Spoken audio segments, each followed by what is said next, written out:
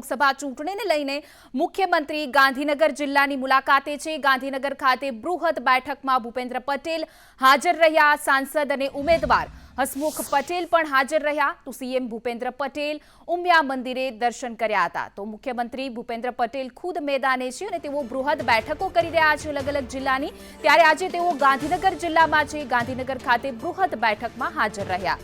વધુ વિગતો સાથે મારા સંવાદદાતા હિરેન રાવલ જોડાઈ ગયા છે। જી હિરેન, ગાંધીનગરમાં સીએમની બૃહદ બેઠક, શું છે વધુ વિગતો? મુખ્યમંત્રી ભૂપેન્દ્ર પટેલ લોકસભા ચૂંટણી અંતર્ગત અલગ અલગ જિલ્લાઓના પ્રવાસ કરી રહ્યા છે અને એ જ પ્રક્રિયાના ભાગરૂપે આજે ગાંધીનગર જિલ્લાની બૃહદ બેઠકની અંદર તેઓ હાજરી આપી રહ્યા છે। આ બેઠકમાં 5 ધારાસભ્યો ગાંધીનગર જિલ્લાના લોકસભાના સાંસદ અને ઉમેદવાર એવા એચ.એસ. પટેલ પણ આ બેઠકની અંદર હાજર છે। અમિત શાહ જ્યારે ગાંધીનગરથી લોકસભા પરથી લડી રહ્યા છે અને ગાંધીનગર જિલ્લાની અંદર ગાંધીનગર પૂર્વનો પણ કેટલો અમદાવાદ પૂર્વ લોકસભાનો પણ કેટલોક વિસ્તાર છે તે આવતો હોય છે અને એટલા જ માટે બંને સાંસદ પૂર્વના પણ હાજર છે।